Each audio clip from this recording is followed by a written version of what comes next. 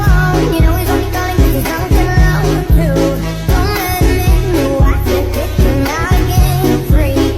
Don't be afraid, you know you're gonna wake up in his bed in the morning.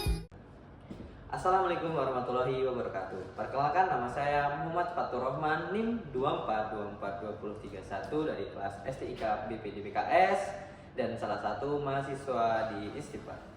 Baik, di sini saya akan menjelaskan sedikit yang saya ketahui tentang RAM, yaitu pertama pengertian RAM. RAM adalah singkatan dari Random Access Memory. Ini adalah jenis memori komputer yang digunakan untuk menyimpan data yang sedang diakses oleh program yang sedang berjalan. RAM adalah jenis memori yang volatil, yang berarti data akan hilang ketika komputer dimatikan. Jadi RAM itu tuh seperti kita mengakses komputer dan dia menyimpan data sementara yang kita akses tersebut. Ketika komputer mati, data itu akan hilang. Jadi dia untuk menyimpan data sementara. Next. Komponen utama dalam RAM.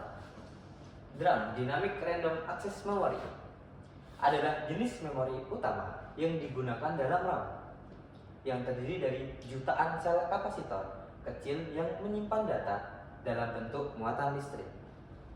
Memory controller adalah chip yang mengelola aliran data antara CPU dan RAM, memastikan bahwa data yang benar diakses dan ditulis ke lokasi yang benar.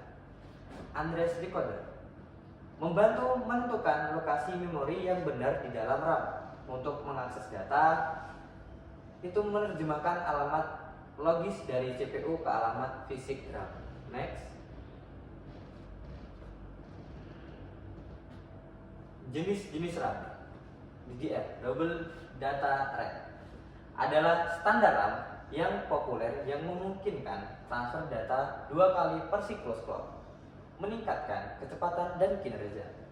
DDR2 merupakan peningkatan dari DDR sebelumnya dengan peningkatan kecepatan dan efisien energi serta dukungan untuk kecepatan data yang lebih tinggi.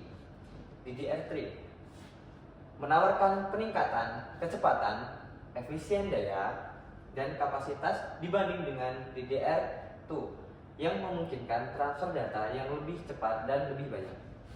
DDR4 adalah data standar RAM terbaru yang menawarkan peningkatan kecepatan, efisien daya, dan kapasitas yang signifikan dibanding dengan DDR sebelumnya. Next. Fungsi RAM dalam komputer. Yang pertama, penyimpanan data sementara. RAM berfungsi sebagai area penyimpanan sementara untuk data yang sedang digunakan oleh program yang sedang berjalan, memungkinkan CPU untuk mengakses data dengan cepat. Yang kedua, meningkatkan kecepatan komputer. Dengan menyimpan data secara sementara dalam RAM, CPU dapat mengakses data dengan cepat, yang mengarah pada peningkatan kecepatan komputasi dan kinerja yang lebih baik. Yang ketiga, menjalankan beberapa program sekaligus. RAM memungkinkan komputer untuk menjalankan beberapa program secara bersamaan dengan menyimpan data untuk setiap program secara terpisah, sehingga CPU dapat beralih antara program tanpa kehilangan data.